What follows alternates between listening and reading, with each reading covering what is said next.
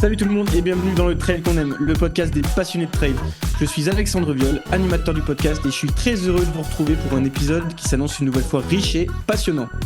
Aujourd'hui, on se retrouve en comité restreint, Théo déjà dans sa bulle avant le marathon de Milan qui se déroulera ce dimanche 12 avril et Margot en plein shooting aux Canaries pour Salomon. Je me retrouve donc en présence d'un binôme plein de ressources qui va nous faire vivre le podcast de main de maître. À commencer par celui qui a été intraitable lors du dernier jeu du Qui suis-je dans l'épisode précédent, mais peut-être pas si fort car j'ai ouï dire que l'un de nos auditeurs a été plus rapide dans sa voiture. Aura-t-il le courage d'accepter le duel avec notre expert ? Nicolas Martin, comment ça va ? Salut à tous, en pleine forme, le soleil est de retour, les longues journées avec le changement d'heure, car petit clin d'œil à un des athlètes que j'accompagne, tout le monde ne fait pas ses séances à 5h30 comme Anthony Costa. Tu seras accompagné par celui qui s'octroie des petites vacances tranquilles alors qu'on attend la vidéo des France avec une impatience folle. Mathieu Delpech, comment ça va ? Et oui, ça va très bien. Depuis que je suis millionnaire, je peux piloter les opérations de la Delpech Corporation depuis mon transat. Car figure-toi que la vidéo sort le même jour que ce podcast. Aujourd'hui, mercredi à 18h. Donc, on a eu pas mal de petits pépins à régler là. C'était la première fois qu'on faisait un projet en collab et tout. Et de cette ambition, de cette envergure. Mais là, globalement, on arrive à un résultat qui nous rend assez fiers avec mon vidéaste Guillaume Salem. Et donc, il est un peu sorti de sa zone de confort. Mais je pense que ça va vraiment valoir le coup. Hâte de lancer ça sur ma chaîne YouTube pour vous embarquer en immersion dans cette course folle du championnat de France. Ai-je tiré à balles réelles ou ai-je ravalé mon seum ? Réponse ce soir sur YouTube. Et puis enfin, n'oublions pas l'animateur de ce podcast, celui qui commence à faire des podiums hors du Cantal. Et oui, figurez-vous qu'il y a eu des beaux résultats là. Et puis la saison est insolente. On peut dire qu'elle est bien lancée, n'est-ce pas, Alexandre ? Eh bah ouais, bonjour tout le monde, merci. J'allais dire merci, mais tout va très bien. En tout cas, encore bien courbaturé d'un beau dimanche à s'amuser sur les sentiers à l'occasion de l'Entrelac Run and Trail, ma deuxième course de prépa effectivement en vue du gros objectif de la saison que sera le 115 km de l'UTPM à mi-juin. Un très beau parcours roulant à souhait de 42 km et 1900 mètres de dénivelé positif avec des points de vue magnifiques sur le lac du Bourget et un passage au belvédère de la Chambotte pour celles et ceux qui connaissent. Et oui, un résultat dont je suis très content. Une belle deuxième place derrière un Américain qui s'est perdu. 7ème de l'UTMB en 2024 qui est venu faire sa petite sortie longue, Cody Lind. Donc voilà, très surpris de le voir sur la ligne de départ. Et petite anecdote rapide sur la course, on fait environ 16 km à 3 avec Cody et mon autre acolyte du jour, Nicolas Cour, qu'on avait reçu d'ailleurs dans le podcast. Puis Cody était souvent derrière, même un peu décroché. Donc à un moment, je regarde Nico et je lui dis, mais il est peut-être pas si fort que ça. Il y a peut-être moyen d'aller chercher la gagne. Et en fait, 2 km plus loin, dans une bosse hyper raide, dès le pied, il nous a dit, il était derrière, il nous dit sorry.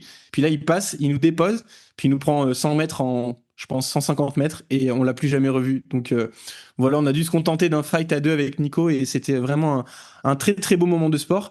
Et par contre, si quelqu'un a vu Louis Travaillot, je l'ai perdu dès le départ. Il était aussi au départ de la course, mais je l'ai perdu assez vite et je le cherche encore. Donc si jamais quelqu'un a des nouvelles. Le respect est mort. Blague à part, dernière petite chose, j'ai beaucoup parlé de moi et ma partie, la partie sportive. Mais dernière petite chose, petit teasing, je vous parlais il y a quelques semaines d'un gros projet qui était dans les cartons. Et ben c'est gentiment en train de se concrétiser. Je devrais faire une annonce d'ici une petite semaine sur mes réseaux.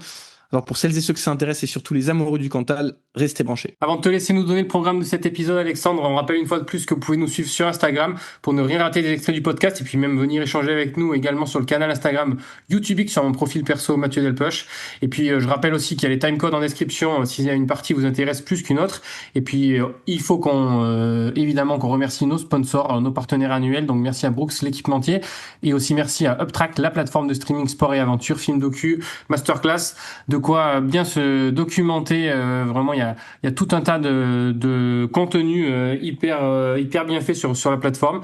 Et comme je rappelle, comme d'habitude, le code LTQA pour bénéficier de 3 mois offerts sur l'abonnement annuel. On en reparle tout à l'heure puisqu'on va avoir des invités exceptionnels avec un nouveau film sur LTQA. Toutes les infos sont en description. Et puis enfin, une façon encore plus simple de nous soutenir, c'est juste de partager le podcast autour de vous, d'en parler et pourquoi pas de nous noter sur vos plateformes d'écoute. Merci d'avance, ça nous soutient énormément. Sans plus attendre, Alexandre, de quoi va-t-on parler aujourd'hui ? Les amis, au sommaire de ce nouvel épisode, on débutera par les traditionnelles actus du LTQA.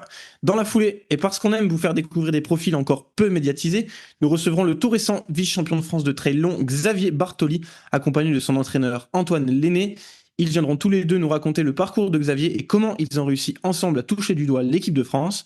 On poursuivra avec le grand retour de notre nouvelle rubrique L'Instant Popcorn, rendu possible grâce à notre partenaire UpTrack, où nous aurons cette fois-ci la chance de recevoir Annelise Rousset et Adrien Séguré, son mari et entraîneur, qui viendront échanger avec nous sur comment Annelise a réussi à articuler durant ses 13 années de carrière sa triple activité, un métier de vétérinaire, un rôle de maman et surtout une carrière d'athlète de haut niveau, un équilibre fragile qu'il raconte dans le film The Finish Line réalisé par Timothée Ranger et dispose sur UpTrack.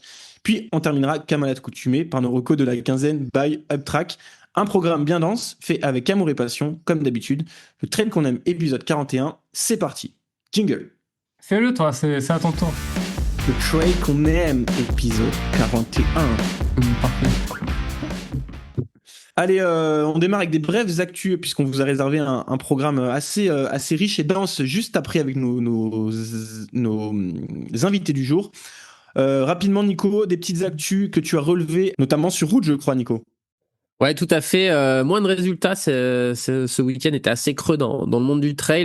Moi, j'ai retenu, avant de parler un peu des résultats route, 2 aventures. La première, celle de Matteo Jacquemou, qui a traversé les Alpes en 20 jours de Vienne à Nice, avec en moyenne, le chiffre m'a marqué 12 heures par jour et 4300 mètres de D+, avec quelques sommets emblématiques, une trace à lui liée à toute son expérience de la montagne. Ça devait être incroyable. Et puis l'autre, c'est celle de Simon Guignard, qui est parti de Dakar pour rejoindre Paris en vélo. 6000 km environ et environ 65 heures de sport par semaine pendant 6 semaines. Donc un double temps plein de sport sur les routes et les chemins entre l'Afrique et l'Europe. Et puis les quelques résultats route avec, vous l'aurez tous noté, le record d'Europe du 5 km en 12,51 pour Jimmy Gressier sur... ça nous a fait rire dans l'équipe, l'Urban Trail de Lille. Et on voit que le trail est en train de dominer le monde, puisque même les courses sur route où se déroulent des potentiels records d'Europe et mondiaux s'appellent Urban Trail maintenant. Et sur cette même course... sur le 10K pour Cassandre Beaugrand qui bat le record de France avec un superbe 30 minutes et 50 secondes. Et j'ai vu passer sur les réseaux qu'on devrait peut-être l'avoir sur piste cette saison. Et puis sur la même course, un record féminin de France Espoir égalé pour Clara Entresangle en 31,45. Et puis à noter un sub 28 pour un ancien Insalien comme Matt pour le pensionnaire du DMA, du Dessine Mes Yeux Athlétisme, Baptiste Jarre, que tu as dû côtoyer, Mathieu, non? Et oui, à l'époque où je l'ai rencontré à l'INSA, il a arrêté tout juste sa carrière de rugbyman pour passer petit à petit vers la course à pied. Et il était dans la promo juste au-dessus de moi, donc c'était un des mecs les plus investis dans l'intégration des premières années. Et petit à petit, il a mis cet investissement un peu plus dans la course à pied. Et au début, il était doué, mais vraiment loin d'avoir le niveau qu'il avait maintenant. Et on voit que avec une petite dizaine d'années de pratique, même en émergeant tard, avec du travail et de la patience, ça peut amener bien haut. Et d'ailleurs, pour les curieux, pour les intéressés, il vient de lancer sa chaîne YouTube. Donc, il raconte notamment les France de cross et leur victoire par équipe. C'est super intéressant d'avoir ça en inside. Et puis je complète avec une petite actu aussi aventure, une troisième aventure, puisque on était un petit peu à sec de résultats au niveau à analyser. On a vu Fleury Roux et ses copains Raphaël Maya et Pierre Martinez traverser la France en ligne droite après l'avoir fait du sud au nord. Ils l'ont fait désormais d'est en ouest en orientation, restant dans un couloir de 4 km. Des aventures bien sympas. Et on s'est laissé dire que ce n'était pas terminé. Et puis moi, je termine rapidement avec une actu qu'on a en commun avec Théo. On était présent la semaine dernière au Milestone Connect, un événement organisé par le média Milestone qui réunit depuis 3 ans maintenant, si je dis pas de bêtises, tout un tas d'acteurs de l'écosystème du trail, médias, marques, athlètes, organisateurs. Donc c'est toujours un très chouette moment de pouvoir rencontrer tout ce beau monde en début d'année et de voir où est-ce qu'en sont un petit peu tous les acteurs du trail et apprendre aussi plein de choses sur comment aujourd'hui fonctionne un sport qui est en train de se professionnaliser et qui est en train de voir venir tout un tas d'acteurs différents qui doivent pour la plupart du temps travailler ensemble. Et voilà, donc l'idée de la journée, c'était d'avoir tout un tas de tables rondes sur tout un tas de sujets très intéressants sur le développement du trail notamment. Ça tournait, il faut le dire, un petit peu beaucoup autour du business et du développement et de la croissance du trail, mais on a aussi eu la chance d'assister à une table ronde pour nous parler d'une initiative on dira un peu plus populaire et inclusive, notamment. Et c'est notamment la table ronde qui m'a le plus marqué, qui a fait intervenir Florentin Gaudichon et deux jeunes avec lui qui font partie du club outdoor alpin. Je pense que certains d'entre vous en ont déjà entendu parler. C'est un projet qui vise à démocratiser la pratique du trail dans les quartiers autour d'Annecy pour donner la chance et l'opportunité à des jeunes qui n'en ont pas l'occasion de découvrir des montagnes qui les entourent. Et d'ailleurs, pour celles et ceux que ça intéresse, un film est sorti sur YouTube très récemment et qui parle et qui retrace un petit peu l'histoire d'Ulrich, qui est un des cofondateurs du club et le film s'appelle Les Sommets Libres. Et voilà. Pour toutes celles et ceux que ça intéresse, je vous invite à vous rendre sur la chaîne sur YouTube en tapant Les Sommets Libres et vous pourrez découvrir un petit peu qu'est-ce qui a amené Ulrich et Florentin, notamment son associé, à créer ce club. C'est très intéressant. Ça met en lumière quelque chose qu'on voit assez peu dans le trail et qui rejoint aussi tout ce qu'on avait pu dire, notamment avec la réception de Vincent Boyer sur l'inclusivité et l'importance que ça doit prendre dans les prochaines années. Donc, la première pierre est posée en tout cas avec le club outdoor alpin et on a hâte que ça continue dans ce sens-là. Allez, on passe à notre première interview de l'épisode avec la réception de Xavier Bartoli et Antoine Lenné. Les gars, très content de vous accueillir pour venir parler en priorité, bien sûr, de la récente performance de Xavier avec sa deuxième place au championnat de France de trail long. Sans te faire offense, Xavier, j'ai envie de te demander de te présenter pour qu'on apprenne à te connaître un petit peu plus. Nous, on te connaît bien sûr par le biais de tes résultats, mais voilà, on a envie d'en savoir un peu plus sur qui est vraiment Xavier Bartoli. Donc voilà, raconte-nous rapidement pour introduire l'interview. Qui es-tu, d'où viens-tu, et puis quel était aussi un petit peu ton parcours sportif? Bonjour à tous, merci pour l'invitation. Alors, Xavier Bartoli, j'ai 39 ans, je vis à Ajaccio. Je suis chef d'entreprise et je pratique le trail depuis 3 ans et demi maintenant. 3 ans qu'on travaille ensemble avec Antoine. Je viens du cyclisme, j'ai fait du cyclisme de 12 à 23 ans. J'ai fait 12 ans de vélo, que j'ai dû arrêter soudainement suite à des problèmes à l'artère iliaque, donc pathologie qui est connue maintenant. L'endofibrose artère iliaque est connue maintenant, mais il y a 15 ans, c'était peu connu. Du coup, je me suis opéré 3 fois et ça n'a pas fonctionné, donc j'ai dû arrêter le cyclisme, arrêter ma passion. Et puis après, je me suis consacré à ma vie professionnelle. Donc j'ai repris mes études et j'ai créé mes structures. Voilà. Et depuis, du coup, comme je vous disais, depuis 3 ans et demi, je pratique le trail. J'ai suivi un ami sur une course et puis voilà, ça s'est lancé et j'ai repris le goût au sport, chose que je pensais pas pouvoir reprendre comme ça, en tout cas pas à ce niveau-là. Et donc c'est une belle revanche. Juste, j'ai une question pour rebondir par rapport à ton passé de cycliste. Tu étais à haut niveau chez les jeunes. Tu t'es évolué à quel niveau au moment où tu as dû arrêter ta carrière? Ben, j'ai en fait, enfin, je suis de septembre, donc moi en fait j'ai suivi un parcours de cycliste de 12 du coup jusqu'à 20 ans où j'ai passé mon BTS et après mon BTS j'avais même pas 20 ans et j'avais négocié avec mes parents une année pour me consacrer à faire que du vélo. Et du coup, j'avais intégré l'équipe de Chartres et ça avait plutôt bien fonctionné cette année-là. Et j'avais intégré du coup l'équipe réserve de l'équipe Pro d'Aubervilliers. Et là, pendant l'hiver, en fait, cette transition-là, j'ai commencé à sentir des grosses douleurs et des gros problèmes sur une jambe. Donc, j'ai mis 2 ans à trouver ce que j'avais. J'ai passé mon temps chez les médecins. Puis j'avais 20 ans, 21 ans, donc c'était pas facile. J'avais pas de budget, je connaissais personne, donc puis ça a été un petit peu marche ou crève. Donc j'ai pas eu la chance d'être accompagné. Il a fallu que je me débrouille par moi-même. À l'époque, j'habitais Paris et je me suis retrouvé à aller voir un spécialiste sur Lyon, donc c'était un peu compliqué. Ouais, donc on imagine que, enfin, on comprend avec ce récit-là le pourquoi de t'as arrêté le sport. Du coup, t'as arrêté environ quoi, une dizaine d'années, on va dire le sport. Alors peut-être que tu devais continuer une activité sportive à côté, mais en tout cas le sport, bon, haut niveau, t'as arrêté complètement quoi.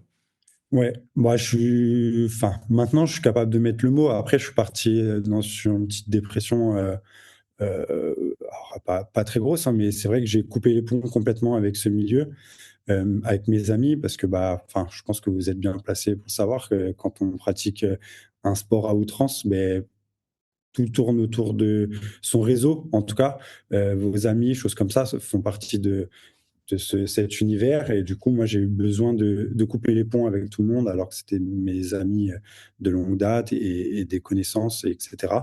Donc, je me suis retrouvé un petit peu en et à me retrouver à faire 10 ans, 12 ans où je me suis consacré à reprendre mes études, comme je disais, à l'énergie que j'ai mis dans le sport, bah, je l'ai mis dans développer mes activités avec mon associé et ensuite avec mes associés. Et j'ai essayé de, voilà, de me consacrer à autre chose. Et après, j'ai fait 10 ans de bringue monstrueuse. Donc, j'ai rattrapé l'hygiène de vie que j'avais quand j'avais 23 ans. Enfin, j'ai pas eu une adolescence, on va dire, relativement classique. J'ai une très bonne hygiène de vie. Et puis, bah, quand ça a basculé, bah, j'ai fait un peu comme tout le monde. Il fallait que jeunesse se passe et ça a duré 10 ans, ouais, à la fac, tout ça. Donc, et j'ai pas pratiqué de sport pendant moins de 10 ans.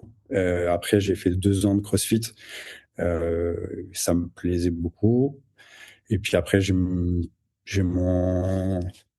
notre coach qui est parti. Du coup, je me suis dit pourquoi pas tenter le trail. Un ami m'avait lancé là-dessus, donc j'ai dit pourquoi pas. Mais au début, c'était vraiment histoire de reprendre une hygiène de vie convenable.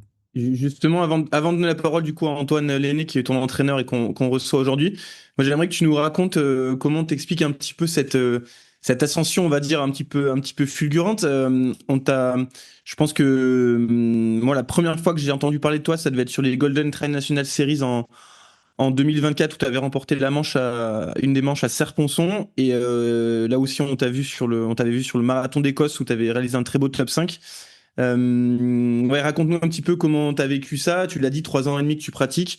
Assez rapidement, tu t'es retrouvé à remporter des courses de niveau national. Déjà, est-ce que tu t'attendais à ça? Et puis, comment tu t'expliquerais un petit peu cette ascension? Bah, déjà, c'est principalement grâce à mes années de vélo. Euh, le moteur, entre guillemets, il a été, enfin, c'est ma pensée, hein, mais pour moi, c'est de 12 à 20 ans que ton corps se construit, que ton cœur se construit. Et bah, moi, je l'ai poussé, je pense, au maximum de ce que je pouvais en respectant mon corps et les études. Donc, j'ai fait tout ça. Après, j'ai commencé le travail sur une anecdote pour suivre un copain et puis ben, 3 semaines après, je gagne une course, ma première course sur Ajaccio, je la gagne. On m'avait dit qu'il y avait un coureur imbattable qui courait le 10 en 31. Je ne savais même pas ce que ça voulait dire. Et puis je me suis laissé prendre le jeu et je me suis accroché jusqu'au bout et je le bats au sprint. Et après, je pense que ça a réveillé quelque chose en moi qui était enfoui depuis des années. Et puis après, je me suis dit, ben, pourquoi pas me lancer et de faire ça proprement. Après, au début, ben, je faisais un peu le crossfit. Donc le midi, je m'entraînais à la course à pied, j'allais sur la piste et le soir, j'allais faire du crossfit. Puis au bout de 3 4 semaines, j'ai compris que c'était pas possible. Donc j'ai fait le choix de faire la course à pied, le trail, et puis après, petit à petit, j'ai gravi les échelons, alors avec des douleurs j'ai eu mal, je pense que comme peu de gens, parce que ben, de suite, entre guillemets, j'allais relativement vite sur la piste, etc. Donc, mon corps, il a pas trop compris articulation, tendon, périostyle. Enfin, je pense tout ce que tout le monde a eu, je l'ai eu en 6 mois et ça a duré 2 ans et demi, même si je pense qu'Antoine vous dira que c'est pas terminé et il a bien raison. Donc après, petit à petit, j'ai fait des courses. Moi, j'ai voulu faire, quand j'étais au vélo, je voulais faire des courses avec les pros. J'ai essayé de faire un petit peu la même chose avec le trail, c'est-à-dire que dès ma première année, je crois que je fais le 50K de Nice, UTMB. J'avais fait le Restonica Trail, donc la 33, où il y avait eu un gros plateau cette année-là. C'était mon objectif d'essayer de faire des belles courses et puis après de voir comment je pouvais me développer et progresser. Et puis en prenant le temps. Après, au bout de 6 mois, 8 mois, j'ai contacté Antoine parce que c'était le coach d'un ami. Et puis ça a commencé à matcher assez vite. Après, je pense que je vous le dira, mais je pense que je suis quelqu'un d'assez facile à coacher. Moi, je dis en rigolant que je suis un Allemand. C'est écrit, je le fais.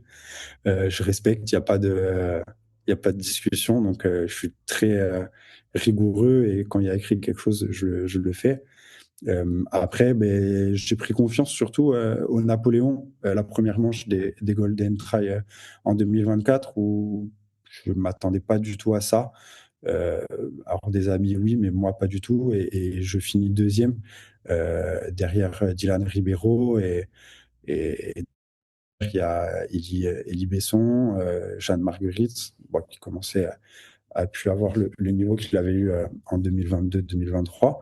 Mais du coup, j'étais un peu étonné. Après, je me suis laissé prendre au jeu et je suis passé sur la deuxième manche que j'ai gagnée. Du coup, là, j'ai commencé à prendre un peu confiance en moi. Et ça m'a permis aussi de pouvoir accéder à certaines courses. Comme vous le savez, moi, maintenant, j'ai la chance aussi, comme vous, de pouvoir accéder à des courses. Mais les courses, maintenant, presque, il y a 1000 dossards et on est 5000 à demander des dossards. Donc, c'était compliqué. Mais du coup, j'ai pu aller faire les Templiers, donc au Marathon d'Écosse. J'étais pas prêt pour la 80, mais c'était pour moi la course où où je m'étais renseigné. C'est là où il y avait le plus de densité. Donc, c'est ce qui me plaisait. J'ai été, malgré malgré un orteil cassé, j'avais pris le départ et du coup, j'avais terminé cinquième et ça m'avait reboosté. Après une défaillance à Cerzinal, voilà, qui est resté un peu dans ma tête. Et puis petit à petit, je pense que je progresse de course en course, malgré aujourd'hui mes 39 ans. J'ai j'ai l'impression d'être encore un gamin de 20-25 ans. J'ai une envie de découvrir les courses, j'ai une envie de me dépasser. Voilà. Petite anecdote, j'ai regardé les résultats et cette année, le marathon d'Écosse, la première fois que tu as participé, j'ai vu que tu avais terminé 2 places devant celui qui t'a battu sur la course qu'on va évoquer, Florian Bernabéu. Je trouvais l'anecdote assez intéressante, mais ouais, après, juste rebondir un peu ce que tu as dit, je pense que tu es un jeune athlète en fait en trail, peu importe ton âge, t'as pas beaucoup de courses, donc c'est vrai que moi j'avais entendu un peu parler de toi par Antoine, mais c'est vrai que tu étais jusqu'à ces championnats de France un peu dans l'ombre, c'est-à-dire le coureur régulier, mais souvent entre 5 et 10 sur des belles courses. Et c'est vrai que à part les spécialistes, souvent on n'entend pas trop parler de ces athlètes-là. Et c'est vrai que le fait d'avoir eu la chance de finir sur le podium de ces championnats de France, ça a permis aussi, je pense, à plus de gens de te découvrir. C'est certain, hein. Moi, comme tu le dis, j'ai toujours fait entre 5 et 10 sur des belles courses, mais c'est vrai qu'il y a peu de visibilité lorsque tu vas terminer d'un marathon d'Écosse ou même j'ai fait 11e du marathon du Mont Blanc. Ça parle aux connaisseurs. Mais oui, je suis un coureur, mais voilà, j'ai pas la visibilité que peut avoir un top 10 ou au marathon du Mont Blanc ou un podium. Par exemple, c'est une anecdote, mais par exemple, je pense que j'aurais pu gagner beaucoup en visibilité l'année dernière quand je fais le Grand Raid Ventoux, le 50K et que je me perds.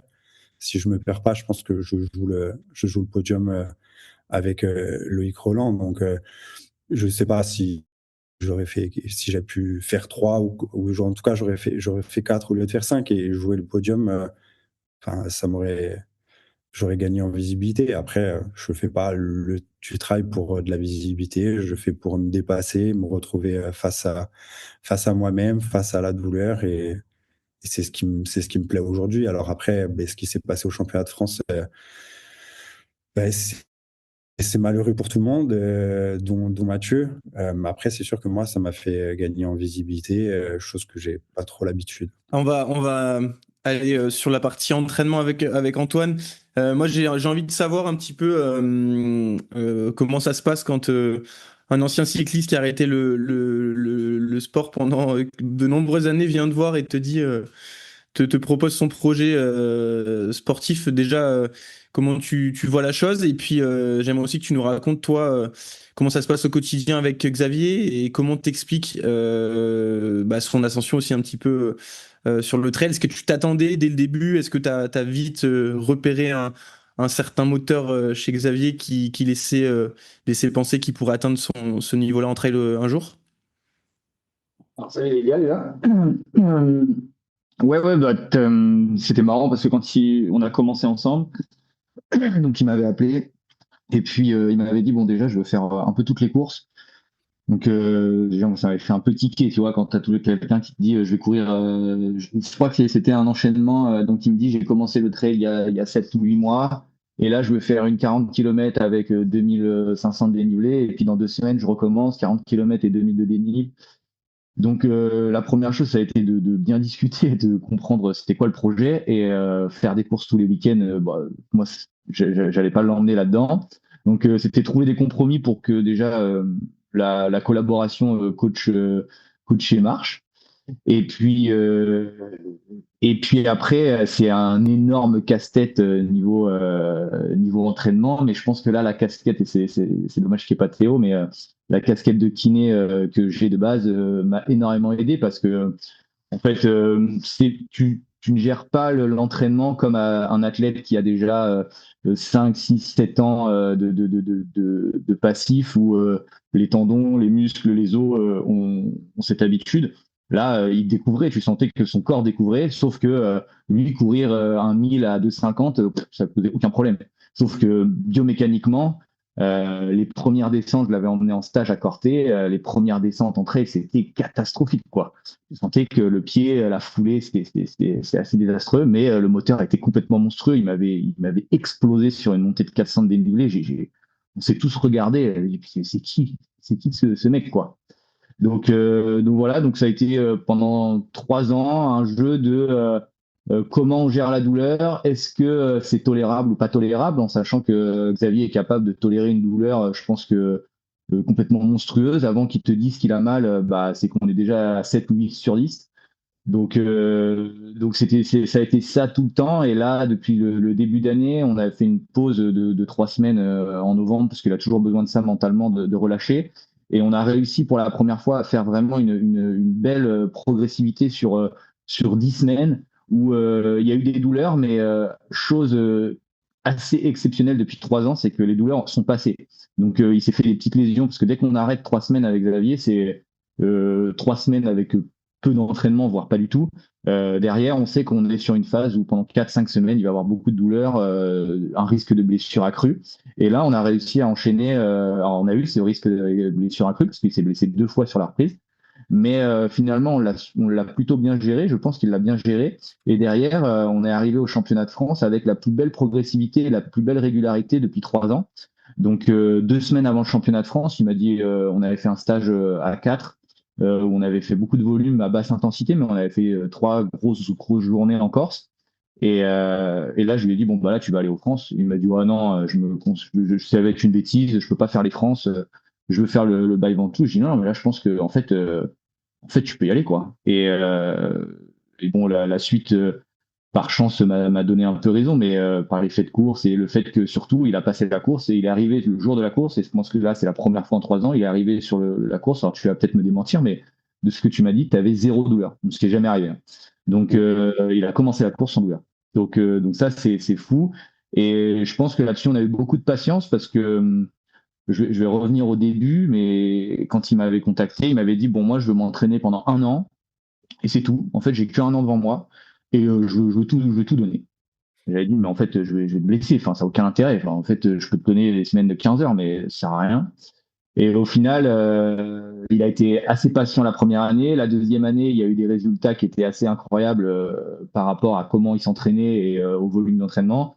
Et à la fin de la deuxième année, il m'a dit, bon, Antoine, en fait, je vais continuer et on va rester progressif et on va continuer le travail progressivement. Et puis, bah, au final, ça a marché. Après, est-ce qu'au début, j'avais imaginé là où il pouvait être aujourd'hui, où il peut être dans 2, 3 ans? Parce que je pense que là, aujourd'hui, on n'est que sur un premier palier ou un deuxième palier, mais il y en a encore beaucoup qui peuvent être passés. Si on reprend son volume d'entraînement et tout ça, je pense qu'il y a énormément de leviers à tirer. Mais non, au début, pas du tout. Moi, je pensais que ça allait être un super athlète corse. Après, dès que j'ai vu la manière dont il était capable de passer les entraînements et de la régularité et la rigueur qu'il y mettait, en fait, c'était déjà un professionnel alors qu'il faisait que des courses de village. Et très vite, on s'est dit, OK, en fait, il y a quand même quelque chose à faire. S'il ne se blesse pas et qu'on ne tombe pas sur une blessure très longue durée, ça peut être sympa. Et puis, bah, c'est ce qui s'est passé, hein. Donc, euh, donc, je suis d'accord que Xavier, c'est un athlète très facile à coacher d'un point de vue planification. Je veux dire, on écrit, enfin, j'écris, il fait. Mais en même temps, si j'ai pas, dès qu'il n'y a pas de retour, peut se douter qu'il y a une blessure. Et après, c'est du management très souvent sur la douleur, faire attention à ça. Donc, c'est un challenge permanent. Et moi, j'adore coacher forcément où tu as la casquette de coach et la casquette de kiné qui sont les deux ensemble. Et ça, c'est vraiment challengeant et c'est super sympa à suivre. Xavier, on va pouvoir parler rapidement des France. L'histoire et l'anecdote est assez rigolote de se dire que tu devais pas initialement y participer, puis finalement, voilà, on connaît la suite de l'histoire. Tu y allais avec quelles ambitions sur ces France à partir du moment où tu t'es décidé à t'y inscrire? Est-ce que tu y allais relâcher de manière totalement, enfin, sans réelles ambitions de place, juste pour voir un peu où tu te situais au niveau français? Enfin voilà, raconte-nous un petit peu dans quel état d'esprit t'étais au départ des France. Bah, comme l'a dit Antoine, on s'est fait un stage 15 jours ou 3 semaines avant et exceptionnellement, moi j'avais pris 2 jours pour pouvoir m'entraîner plus. Et on avait pris jeudi, vendredi, samedi. Et là, quand Antoine m'a dit t'es prêt? Je lui ai dit ouais, mais prêt, ça veut dire quoi? Oui, je me sentais bien ce stage. On avait enchaîné les grosses sorties, mais il m'a dit je pense que tu peux aller jouer le top 10. Voilà, une 10e place, je pense que tu peux la jouer. Et du coup, j'avais ça en tête, de rentrer dans le top 10. Alors, top 10, c'était 10e, hein. Je voyais pas, vu tous les noms qu'il y avait. Moi, je sais que je suis un second couteau actuellement. Donc, et je suis juste derrière, j'attends.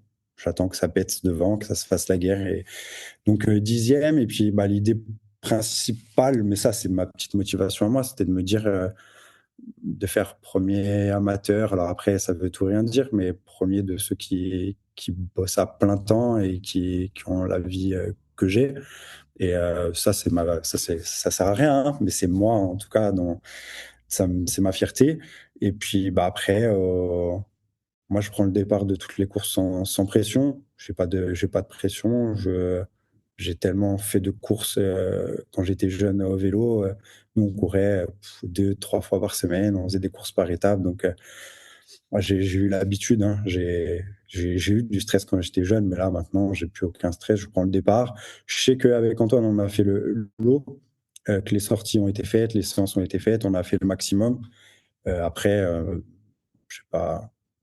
Puis chaque course se passe relativement bien et puis c'est des moments, c'est ce que j'aime en fait, d'être dans l'effort, d'être seul, de me retrouver, de me parler tout seul. C'est ce que je recherche et c'est ce qui m'a manqué pendant ces 10, 12 ans. Et émotionnellement, quand tu apprends que t'es revenu sur le podium du fait du fait de course justement que les athlètes se sont perdus, comment ça se passe dans ta tête? On a vu, je sais qu'à ce moment-là aussi, il y a Augustin Kerardi, un Ouais. athlète de chez Scott et d'Annecy qui a mal géré ce moment-là et qui a pas su, enfin, qui a pas su bien réagir à ça, qui s'est laissé un peu envahir par les émotions, qui a mis une grosse attaque derrière et qui a explosé. Toi, raconte-nous émotionnellement à ce moment-là, qu'est-ce qui te passe par la tête? Moi, je vais même reprendre avant, moi, c'est-à-dire que le départ de course passe très bien. Je suis dans mon élément, je laisse faire la tête. Je suis juste derrière. Je suis avec Clément Lalba. Euh, on fait notre montée, on n'a pas d'à-coup, on temporise, mais on est toujours à 10-15 secondes. Euh, et après, il y a ce moment où Clément décide de faire la jonction. Je crois que c'est juste au moment où il y avait Nico, justement, qui était sur le bas-côté. C'était un petit moment juste avant la neige où, en fait, c'était un peu raide sur une piste. Et là, moi, je me dis, c'est pas le moment. C'est pas maintenant, c'est plus tard. Donc, je laisse Clément refaire la jonction. Et moi, je voulais temporiser un petit peu. Et après, au final, dans la neige, enfin, je sais pas ce que j'ai. Je suis handicapé pour courir dans la neige. J'ai un handicap, je sais pas ce qui se passe. J'arrive pas du tout. Il faut que je m'entraîne. Et du coup, là, je vois le groupe partir, mais je les vois plus du tout. Alors que sur un faux plat montant comme ça, je pense que j'aurais pu rentrer s'il n'y avait pas eu, il y avait pas eu cette neige. Donc après, je perds un petit peu pied. Je m'énerve pas, mais je perds toute motivation. Il y a Florian justement qui me dépasse comme si j'étais un cadet. Et c'était Et je lui ai même dit, enfin, comment c'est possible? Je ne comprenais pas comment tout le monde arrive à courir dans la neige comme ça et moi non. Ensuite, je tombe au tout début de la descente. Donc, forcément, quand tu tombes il y avait une plaque de verglas juste avant les escaliers. Là, ça te calme pour la descente. Là, je me fais doubler justement par pas mal de coureurs. Et ensuite, moi, je me perds au même endroit. Je crois alors j'ai pas les noms, mais avec ceux qui font 3 et 4 de course, on se perd au même endroit que le groupe de tête. Sauf qu'on s'en rend compte au bout de 500 mètres. Je leur dis, les gars, il n'y a plus de balises. On devrait faire demi-tour. Non, non, c'est bon, il y a des traces de pas. Et puis, encore 200 mètres après, j'ai insisté, on a fait demi-tour. Et puis, au final, on a bien fait. Après, au Chalet Reynard, on me dit que je suis 8e.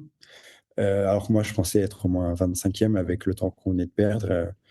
Et du coup, ma compagne me crie dessus que c'est pas grave et qu'il faut se relancer. Et après, comme le sait Antoine, moi, j'aime les fins de course, les secondes parties de course. Et là, je me suis dit, c'est ton moment, fais ce que tu as à faire, cours à fond. Et puis après, on verra comment ça se passe. Et puis petit à petit, j'ai rattrapé des coureurs.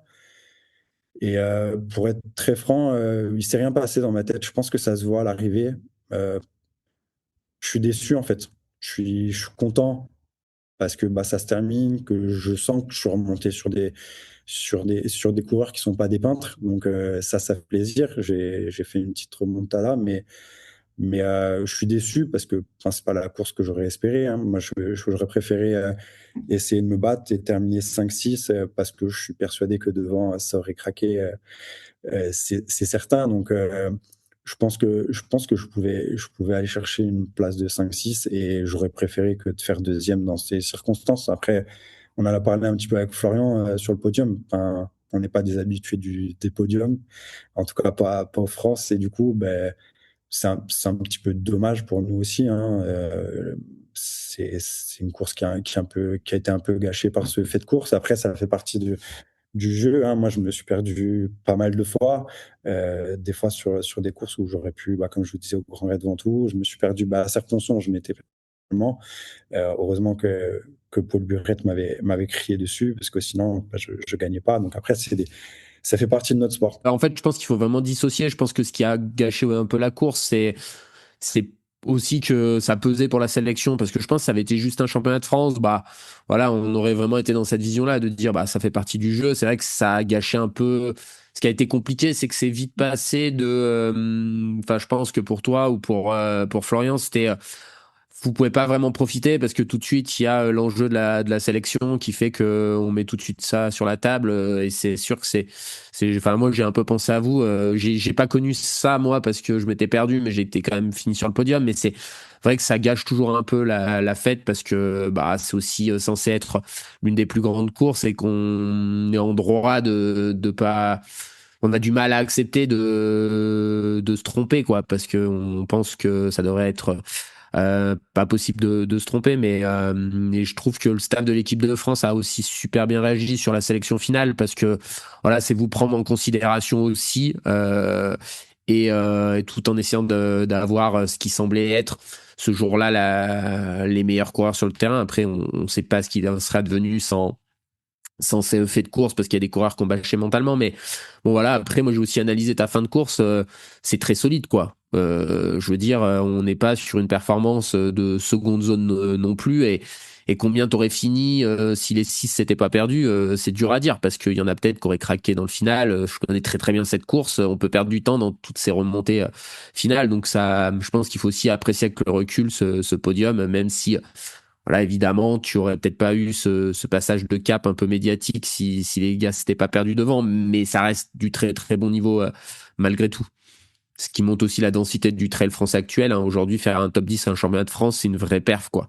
Je pense qu'il faut aussi que on l'intègre sur le fait que bah il y a 15 coureurs de très bon niveau au départ des championnats de France aujourd'hui, et le trail long est peut-être encore moins est encore moins dense que ce qu'est le trail court, mais quand on regarde le trail court, c'est complètement fou aujourd'hui le niveau du trail français, quoi. Et justement, Xavier, concernant la sélection, c'est quelque chose qu'on n'a pas mentionné dans le précédent épisode, mais comme Nico l'a bien souligné, la Fédé, notamment Adrien Séguré, Julien Rancon, ont quand même très bien fait les choses. Ils ont voulu être très transparents avec tout le monde, intégrer aussi les 6 qui se sont perdus, et toi, Florian et Valentin aussi, il me semble bien, qui a terminé troisième. Après les France, directement après l'arrivée, ils vous ont réunis tous ensemble pour échanger sur les faits de course, etc. Donc ça aussi, c'est quand même une démarche assez intéressante de l'équipe de France. Et donc, on a appris quelques jours après que tu avais été sélectionné comme remplaçant. Raconte-nous pareil rapidement comment tu as appris cette sélection. Enfin, cette sélection qui finalement n'en est pas vraiment une, mais en tout cas, tu es intégré au groupe France. Donc, c'est quand même une sacrée opportunité aussi pour toi. Raconte-nous voilà, comment tu as vécu ça aussi. Bah, déjà, moi, enfin, j'ai jamais pensé à l'équipe de France. Je savais, alors je le savais, mais je l'avais complètement oublié que les deux premiers étaient qualifiés pour, bah, étaient Sélectionnable. prioritaires, étaient Oui, ça. prioritaires pour être en sélection. J'y ai pensé à 2-3 kilomètres de l'arrivée, quand j'ai vu que le troisième essayait de rentrer fort. Je me suis dit, attends, qu'est-ce qui se passe? Et voilà, donc déjà, je l'avais pas en tête. C'était pas quelque chose que, au départ, je m'étais dit, je l'avais complètement oublié.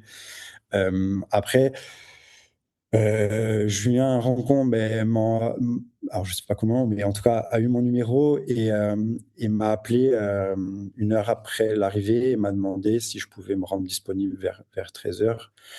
Moi, j'étais pas encore douché, j'étais en train de donner à manger à ma fille avec ma compagne, et j'étais en train de réaliser ce qui s'était passé. Et du coup, j'étais un petit peu, bon, j'ai pleuré, hein. J'ai craqué parce que ben, la fatigue, la douleur, et puis, enfin, pour moi, c'est une revanche sur la vie, tout ce qui est arrivé depuis ces championnats de France. Enfin, c'est tout ce qui m'est arrivé quand j'étais jeune.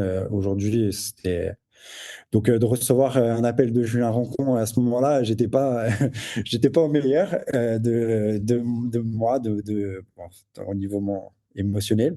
Et puis, ben, du coup, j'ai été à cette réunion. Je savais pas trop ce qu'il en était. J'avais bien compris de quoi on allait parler, hein, Julien et Adrien ont été, je sais pas, j'ai pas les mots, mais et très professionnels, et en même temps, ils ont essayé de comprendre tout le monde. Euh, Moi, j'étais un petit peu dans la position. Bah, j'étais seul parce que Florian n'était pas là. Je crois qu'il était au contrôle antidopage. Bah, je sais pas trop pourquoi j'étais là. C'est pas quelque chose que j'avais imaginé. Donc, moi, je leur ai dit que j'avais besoin de temps pour réfléchir, que là, ça m'était tombé dessus, que je comprenais dans la situation dans laquelle ils étaient, mais que enfin, j'avais rien à leur dire. Enfin, c'est pas moi qui fais la sélection. Moi, ils m'ont demandé mon ressenti, donc je leur ai expliqué. Mais après, la situation, ouais, c'était un petit peu bizarre parce que bah, tu es quand même content de faire ce podium, même s'il y a un petit goût amer suite au fait de course. Bah, ça redescend très vite quand tu as cette réunion-là. Et puis enfin, on m'a fait comprendre que la sélection n'était pas faite. Donc, tu sais pas trop où t'en es. Et puis après, il y a eu ces 48 heures pour moi qui ont été vraiment compliquées parce que j'ai pas l'habitude d'être dans tout ça. Et il y a eu beaucoup de choses dites donc sur les réseaux. J'ai été contacté par pas mal de médias pour savoir, pour essayer de savoir qu'est-ce que j'avais décidé, qu'est-ce qu'on avait décidé avec Julien et Adrien. Donc c'était un petit peu particulier, mais une fois que la sélection a été annoncée, j'ai été soulagé. Et puis du coup, la veille, avec Julien et Adrien, on s'est fait une visio d'une heure, je pense, à peu près, où on s'est dit les choses. Moi, je suis quelqu'un enfin, de simple, je suis un garçon simple. J'ai 39 ans, ça fait 39 ans que je suis un garçon simple. Quand on m'explique les choses, je suis quelqu'un de relativement logique. Donc, j'ai pas. La sélection qu'ils ont faite, si j'avais été à leur place, et je voulais pas du tout être à leur place, vu la situation, j'aurais fait la même chose. Voilà. Donc, j'ai très bien compris. Pour moi, c'est une chance de rentrer en équipe de France, de faire les stages. Je vais être légitime vis-à-vis de mes associés pour prendre une semaine et aller courir. Une énorme chance, surtout, voilà, comme je le redis, sur ce qui m'est arrivé. Donc aujourd'hui, c'est que du positif. Toi, Mathieu, qui faisait partie de la réunion aussi, sans rentrer dans le détail, mais on peut quand même souligner le fait que la Fédé a quand même très bien rempli son rôle et notamment au niveau humain pour gérer un petit peu les frustrations et tout ce qui s'est passé. Donc, pour ça, c'est quand même intéressant de le souligner, important, je pense. Ouais, ben j'ai pas pu aller à cette réunion parce que j'étais aussi au contrôle antidopage. Ok. D'ailleurs, ouais, j'ai été relativement surpris positivement par le nombre d'athlètes qui ont été contrôlés et puis les dispositifs qui s'avaient mis en place. Moi, j'ai eu double contrôle, la goutte de sang séchée et contrôle urinaire. Donc, c'est toujours chiant de quand tu viens d'arriver que il s'est passé plein de trucs et t'as d'autres choses à faire que de passer une heure à attendre que ce soit ton tour de pisser dans un bocal. Mais c'est toujours chiant sur le moment, mais quand même globalement, je pense que c'est bien pour notre sport qu'il y ait de plus en plus de contrôle. Donc ça, c'est la première chose.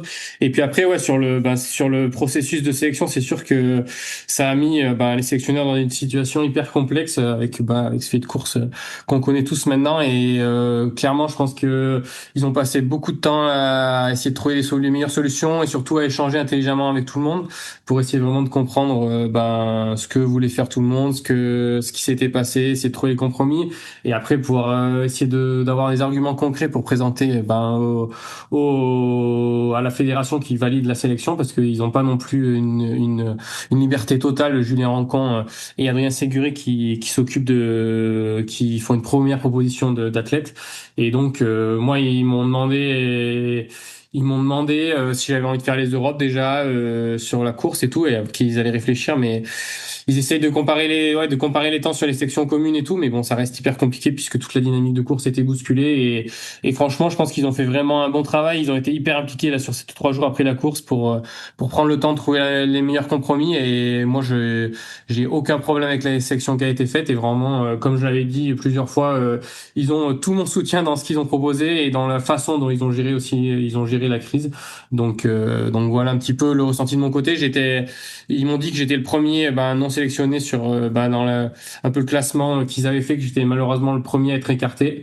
Et c'est sûr que au final, en début de saison, je m'étais dit les Europes, c'est pas forcément un objectif. Je voulais faire aussi Zegama. Au final, j'ai pas été pris à Zegama. Au final, du coup, quand peut-être que tu te rends compte que tu as le niveau pour potentiellement aller aux Europes, c'est un peu frustrant.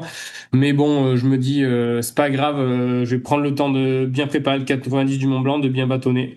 Donc c'est un mal pour un bien et en tout cas ouais, comme je l'ai dit je souhaite la meilleure des prépas puis la meilleure des réussites à cette équipe de France qui est hyper compétitive malgré tout ce qui s'est passé. Ouais, et puis bon, Xavier, on aimerait te souhaiter d'avoir ta première sélection officielle si tu prends le départ des Europes, mais si tu prends le départ des Europes, ça voudra dire que malheureusement, tu as un de tes compères qui s'est blessé. Donc, on va surtout te souhaiter de vivre une superbe expérience en équipe de France à travers les stages, comme tu l'as dit, puisque tu es intégré au groupe France. Et ça aussi, c'est quelque chose à souligner de la part de la Fédé, de vraiment intégrer les remplaçants.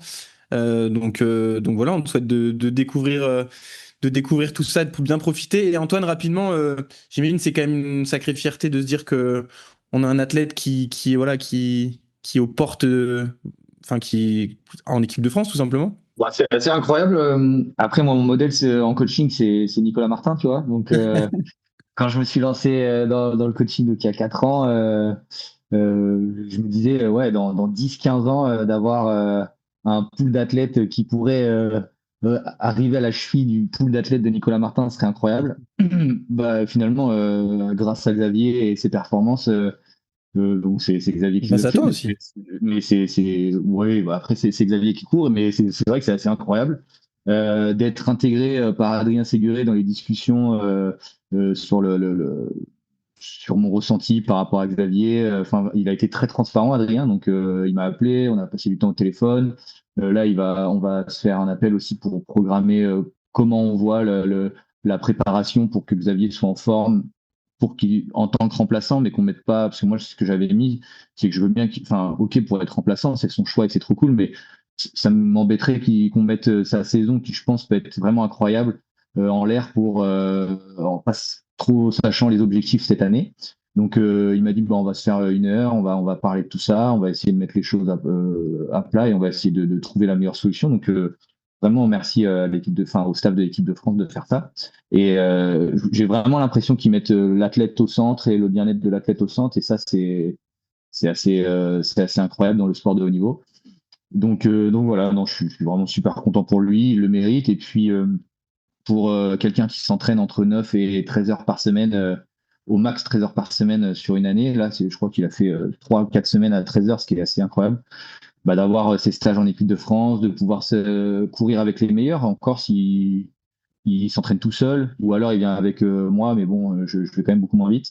Donc, donc il va pouvoir de voir ce que c'est le très haut niveau, s'entraîner. Et je pense que c'était le levier à utiliser pour passer le cap et pour que l'année prochaine, on ne dise pas, bah, là, tu peux jouer un top 10 aux France, mais peut-être plutôt un top 5 et puis aller fighter sur la fin de course avec les meilleurs. Donc vraiment pour Xavier, c'est incroyable ce qui se passe. Et puis pour Mathieu, je pense que ce que je lui avais envoyé comme message, prochaine fois, il sera champion de France, hein. Bien sûr. C'était peut-être pas encore là, mais en tout cas, oui. J'espère pouvoir mettre la balle au fond un jour. J'avoue qu'en tant qu'entraîneur, j'ai été surpris par Matt sur ces championnats de France parce que on va pas se mentir, il avait pas fait une prépa stratosphérique. C'était vraiment voilà mise en route un peu de la saison avec je sais pas comment tu le ressens Mathieu, mais sûrement encore. Je sais pas, on peut parler de trauma, mais le fait d'avoir eu des saisons de blessures où aujourd'hui tu es quelqu'un qui est un peu plus peut-être conservateur que dans la prise de risque. Et c'est vrai que ouais, moi j'ai eu ce moment-là. Xavier en a parlé tout à l'heure. J'étais présent vers la piste des 1500 là enfin, aux 2 tiers de la montée, on va dire, un peu plus des 3 quarts de la montée. Et c'est vrai que voir débouler Matt en tête avec Anthony Felber, je me suis dit, ouais, mais qu'est-ce qui se passe? Et c'est vrai que c'était quand même aussi au-delà du résultat, du couac, mais aussi, je pense que les coureurs qui étaient dans ce groupe de tête, il y a aussi ce côté, bah, on est dans le game pour la saison. Et je pense que souvent, quand on est bien au mois de mars, toute la saison se déroule assez bien. Quelque chose d'intéressant que tu as relevé, du coup, Antoine, c'est justement la planification de saison qui est un petit peu chamboulée avec tout ça. Toi, Xavier, vous aviez prévu quoi à la base?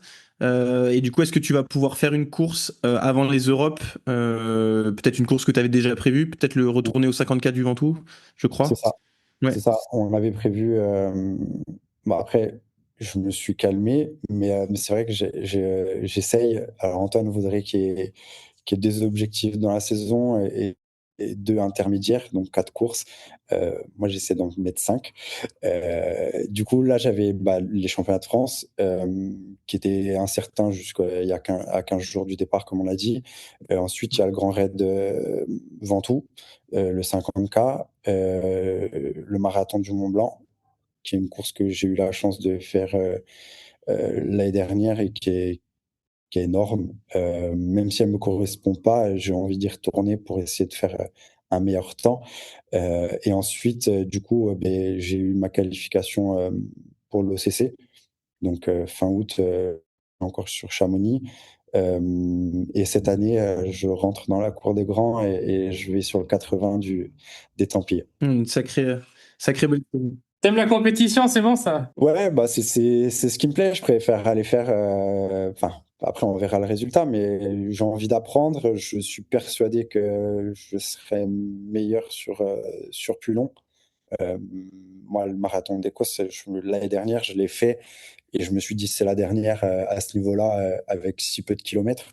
Ça part trop vite pour moi. Alors, alors ça va, mais c'est trop. Enfin, ça part trop vite. Les jeunes, ils partent trop vite. Donc, dans la dernière heure, j'arrive à rattraper, un peu comme ce que j'ai fait au championnat de France. Donc, moi, j'aime quand ça commence à être vraiment, vraiment dur et de me sentir. Ouais, je sais pas, j'ai cette sensation d'être seul au monde, de me parler à moi-même. Et c'est ces moments-là que j'aime. Et je sais que sur le long, j'aurai plus de temps dans cet espace qui m'appartient. Et c'est ce que j'ai envie d'aller voir, d'aller tester. Euh, mais il faut, comme Antoine l'a dit, j'ai toujours des douleurs à droite, à gauche. Donc, on y va progressivement. Mais en tout cas, aujourd'hui, il y a un an, ça aurait peut-être pas été le cas, mais aujourd'hui, je ne m'interdis rien au niveau distance et type de course. Et est-ce que tu as des grandes classiques corses qui te font un petit peu rêver? Tu as parlé du Napoléon, de la Restonica. Est-ce que c'est important aussi peut-être pour toi, comme tes compatriotes Lambert, Noël aussi, qui est un peu plus jeune, Guillaume Peretti à l'époque, de briller aussi sur le territoire corse? C'est quelque chose qui te tient à cœur? Alors moi, en étant ancien cycliste, j'ai du pied maintenant un peu plus, comme disait Antoine, mais j'ai pas le pied d'un Noël, d'un Lambert ou d'un Guillaume. Donc moi, c'est pas forcément euh, des courses qui me conviennent. Sur mes 2 premières années, bah, j'ai fait le Restonica Trail, j'ai fait le Napoléon, j'ai fait la Gravone. C'est des courses qui sont très belles.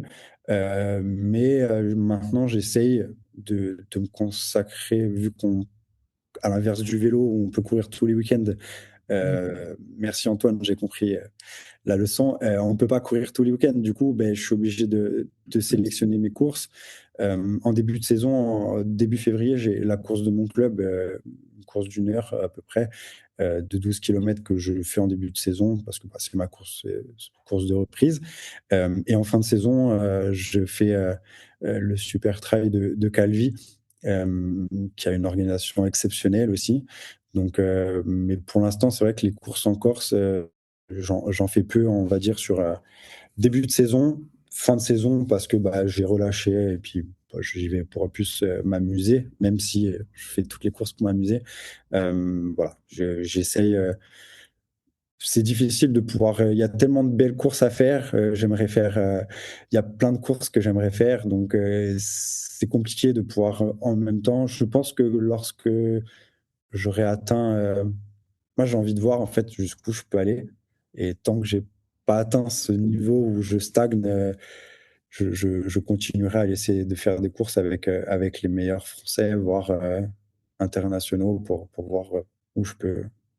Même s'il y a un gros niveau hein, sur des courses comme le Restonica Trail, j'essaye de composer avec mes envies. Et après, c'est sûr qu'à chaque fois, ça fait des gros déplacements, une organisation un peu complexe, mais j'essaye pour l'instant de faire les plus grosses courses du calendrier national. En tout cas, il y avait juste une belle délégation corse au France. J'ai pas malheureusement oublié le nom du club. Je sais pas si c'était le tien, mais j'ai vu qu'il y avait plusieurs participants de Corse et c'était aussi cool à souligner. Et on l'avait dit dans le précédent épisode qu'il y avait énormément de clubs qui ont joué le jeu cette année sur les France, donc aussi bien aussi les clubs corse. Donc c'était cool à voir. Oui, il y avait tous les jeunes de la squadre, c'est Mm. l'équipe corse en fait. Donc Ok. c'est le comité de Corse qui a inscrit, qui a créé cette équipe et qui leur a permis d'aller faire les courses le samedi je crois qu'il y avait une 12 et une 30, hein, quelque chose comme ça. Ouais. Donc ça leur a permis de voir un petit peu le niveau sur le continent et de participer à une grosse course. Après, ils ont pu voir le lendemain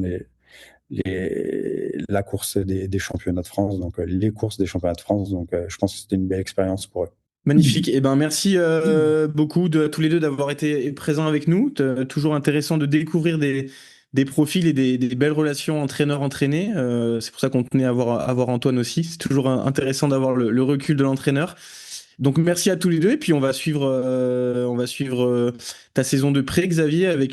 On va se croiser, je pense, aux 50 km du Ventouille parce qu'il y aura Mathieu et puis moi je serai présent aussi avec. J'ai deux athlètes qui courent sur le 50, donc il va y avoir un très très beau fight. Ça va être chouette à suivre. Et puis je crois que tu auras un stage aussi avec l'équipe de France début mai, mi-mai. Ouais, je pars la semaine prochaine pour faire la reco du parcours déjà. Euh, C'était pas prévu, je pense, mais Julien m'a contacté pour que j'aille voir le parcours avec l'équipe. Donc, j'ai répondu présent. Je vais m'arranger au niveau professionnel. Et en effet, mi-mai, on est en stage sur Briançon, il me semble, donc pour peaufiner la prépa. Et puis Xavier, raconte-nous un petit peu comment tu te projettes là, à court, moyen, long terme. Est-ce que voilà, tu as des choses qui te font un petit peu rêver pour la suite? Comme disait Antoine, j'ai commencé le trail en me disant je me donne 2 ans pour rigoler. Et vu le temps que ça me prenait sur ma vie, je m'étais dit 2 ans. Et puis chaque année, je repousse. Et puis aujourd'hui, avec la progression que j'ai, j'espère pouvoir encore gravir plusieurs paliers. L'idée, c'est que je pense pouvoir encore courir 5-6 ans sans aucun problème. L'idée aujourd'hui, ça serait de pouvoir me consacrer un peu plus de temps, d'éviter de courir entre midi et deux, de compenser les samedis et dimanches pour pouvoir d'avoir un peu plus de temps, de me consacrer plus sur la récupération, un peu plus d'heures d'entraînement. Antoine aimerait bien que je fasse un peu plus de vélo, même si maintenant j'ai beaucoup de mal à pouvoir toucher un vélo. Mais l'idée, ça serait de trouver un sponsor, une team qui puisse me permettre de me mettre, en tout cas, au moins à mi-temps, et de pouvoir essayer de passer tous ces paliers que j'ai à passer et de voir jusqu'où mes capacités physiques et mentales peuvent me porter.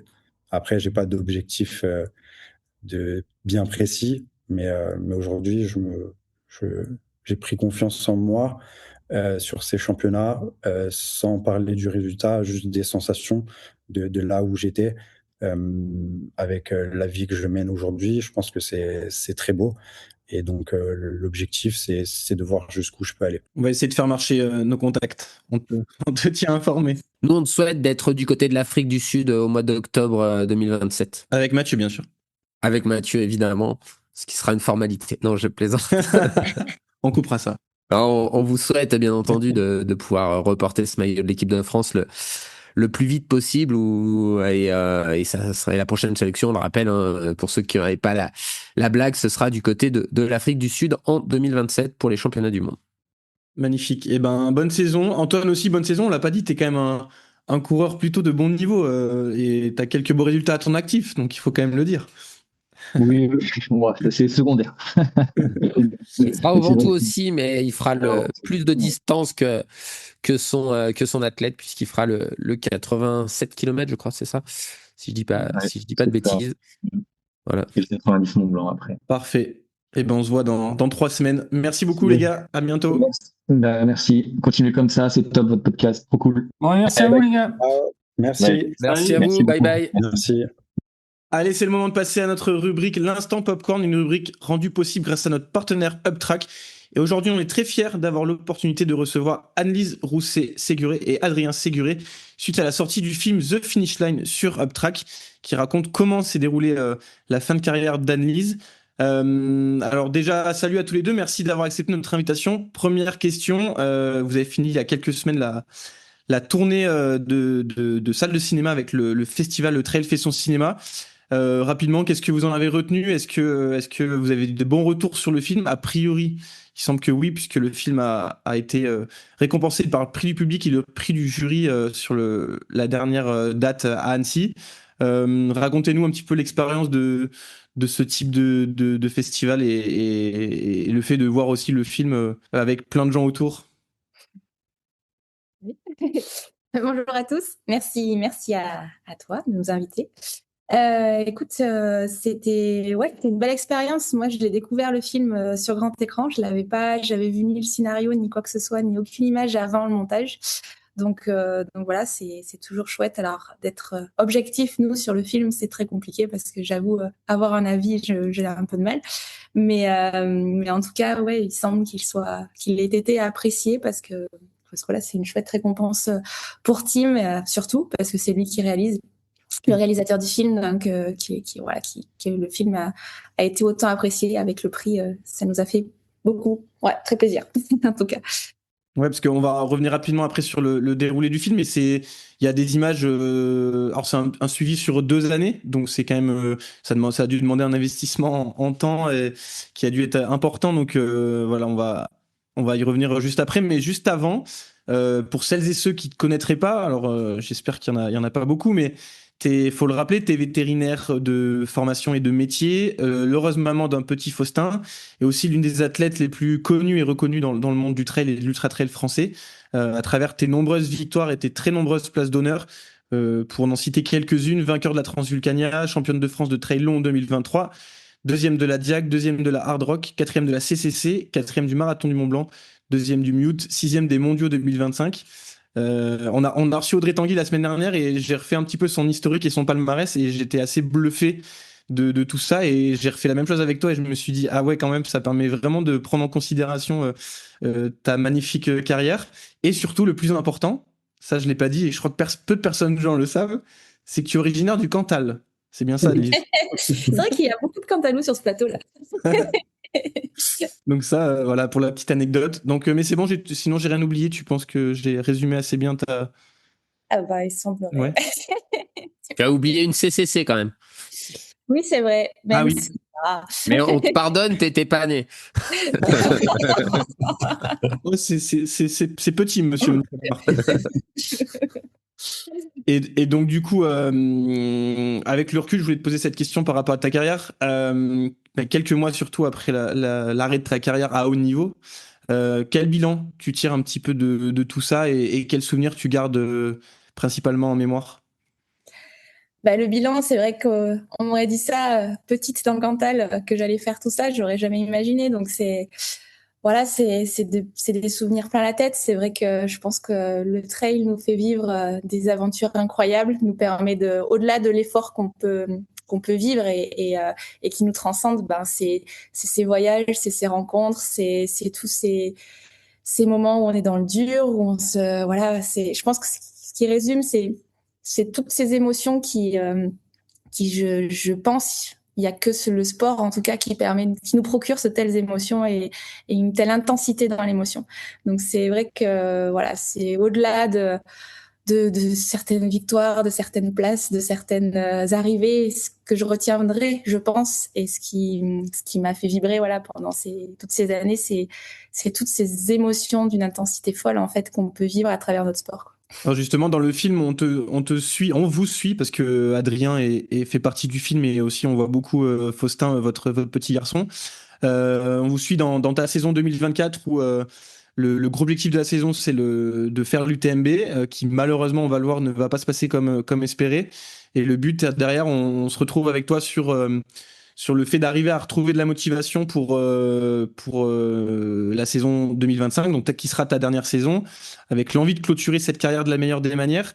Adrien, dans le film, à un moment, tu dis qu'une carrière, elle est magnifique quand elle s'arrête en haut. Est-ce que tu penses que la carrière d'Anis s'est arrêtée en haut, ou du moins est-ce que tu penses que enfin, t'es d'accord avec cette phrase dans le sens où une carrière, elle est magnifiée si vraiment elle se termine au plus haut niveau? Ouais, mais c'est sûr. Enfin, je trouve que, en fait, j'ai eu peur qu'elle s'arrête en fait sur ce gros chèque en fait qui était sur l'UTMB, et j'ai eu peur de ça.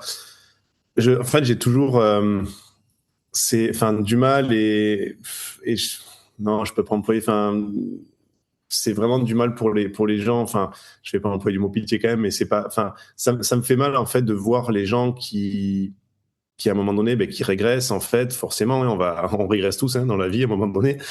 Ça, c'est la courbe de l'âge aussi qui le veut. Il y a la courbe de l'usure, il y a tout ça.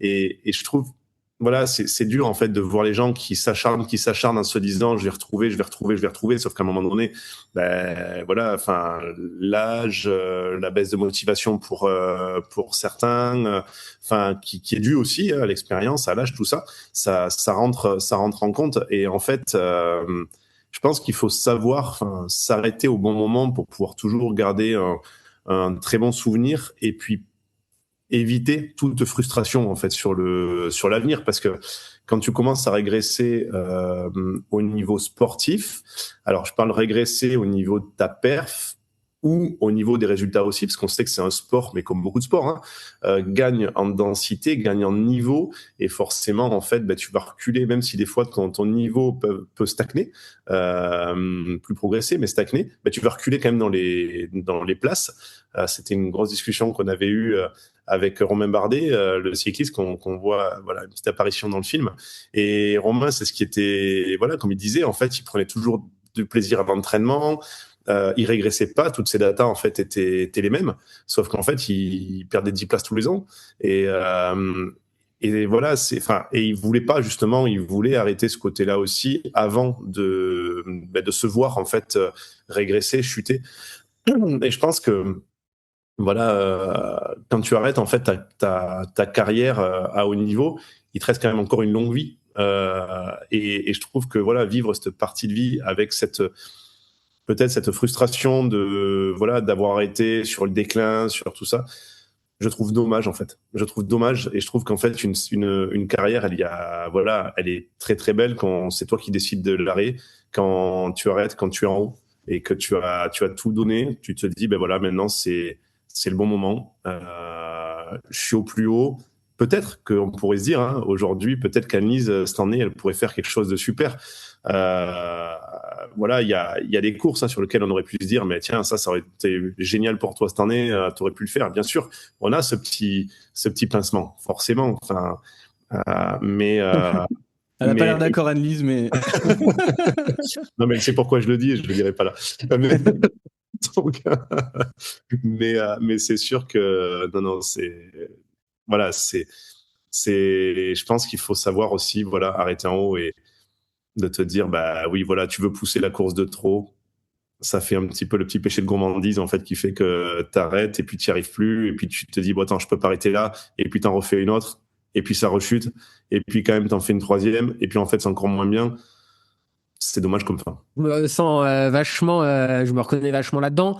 Après, ce qui est dur aussi, c'est, tu vois, si c'est sûr que si je devais revivre ma vie, sans doute que je m'arrêterais au soir de la Thaïlande, tu vois. Mais d'un autre côté, tu sais pas ce qui va se passer et s'arrêter quand tu fais deuxième des mondes, en n'ayant en plus pas une saison parfaite, tu te dis ouais, mais et après j'ai eu mal au genou au championnat du monde 2023, mais tu vois, physiquement, je me sentais encore en capacité de jouer et tout. C'est vrai que c'est pas évident de trouver. Après, il y a aussi des bons côtés, tu vois, et je te rejoins sur le fait qu'il faut pas s'acharner. Moi, j'ai été en contrat aussi, c'est pour ça que j'ai continué en vrai. Je pense que si j'avais été en fin de contrat en 2022, ça aurait peut-être été différent. Mais je pense que il faut aussi.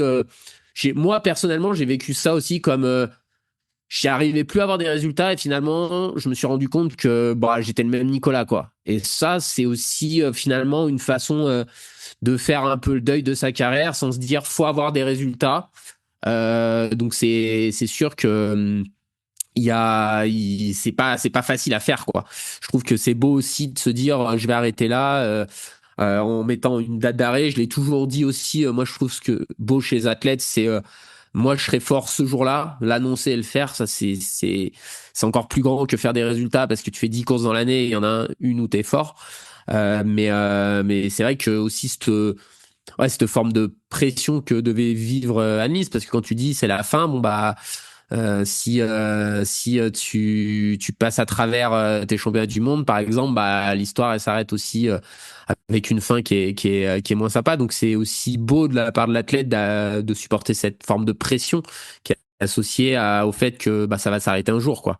Enfin, et que surtout t'as annoncé que ça allait s'arrêter.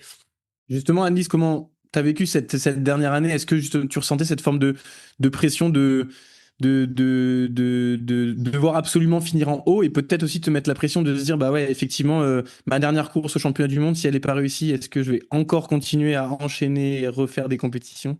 Raconte-nous ça un peu. Ben, paradoxalement, c'est assez bizarre et j'ai été surprise d'avoir ce ressenti aussi. L'année 2025, je l'ai vécu totalement différent des autres années que j'ai et l'amorce, enfin l'amorce des courses, j'avais un état d'esprit totalement différent. Je ne saurais pas trop l'expliquer. Parce qu'au contraire, effectivement, comme vous dites, j'aurais pu ressentir une grosse pression à se dire là, il faut vraiment que je fasse bien. En fait, je pense que je m'en suis trop mise de la pression quand j'ai voulu faire l'UTMB, clairement. Et ça a été l'erreur et je pense que ça explique en partie aussi cet échec, c'est d'avoir voulu trop bien faire. Et du coup, de relativiser suite à ça, ça m'a fait relativiser beaucoup de choses. En fait, cet échec du TMB, je le prends finalement pas vraiment comme un échec dans le sens où, voilà, ça m'a fait ouvrir pas mal ça m'a fait changer mon état d'esprit, c'est sûr. Et du coup, à l'approche des courses, très bizarre. La Transvulcania, par exemple, j'étais vraiment très détendue, en fait. Fallait que ça se passe bien et je le vivais très fluide, quoi. Et même les mondiaux, en plus, j'avais quand même un peu le stress du fait que Adri était mon sélectionneur, ce qui change quand même la donne. C'est vrai que c'était bizarre en fait comme situation et je ne savais pas comment allait être notre attitude à l'un envers l'autre, l'un envers l'équipe. Enfin, c'était bizarre en fait. Et bien, bizarrement, très pas détaché parce que je voulais le faire bien, mais très détendu au final, de le vivre dans la sérénité. Mais je ne saurais pas trop l'expliquer en fait pourquoi j'étais comme ça. Mais je l'ai réellement senti comme ça. Est-ce que tu es satisfaite, heureuse de comment s'est passée ta fin de carrière de haut niveau? On sait, on te voit courir encore, donc on sait que tu vas pas arrêter de courir, ça c'est sûr. Mais le haut niveau, voilà, t'estimes avoir 13 années quand même, c'est pas rien. C'est une grosse page de ta vie qui se tourne et tu penses que voilà, ça s'est tourné de la meilleure des manières? Franchement, je suis contente. Ouais. J'ai pas de regrets. J'ai pas de. Voilà, il y a eu des choses qui se sont moins bien passées que d'autres, mais faut pas avoir de regrets. Voilà, on a vécu pleinement les choses à l'instant, avec la forme du moment, avec l'enthousiasme du moment, ou peut-être moins des fois.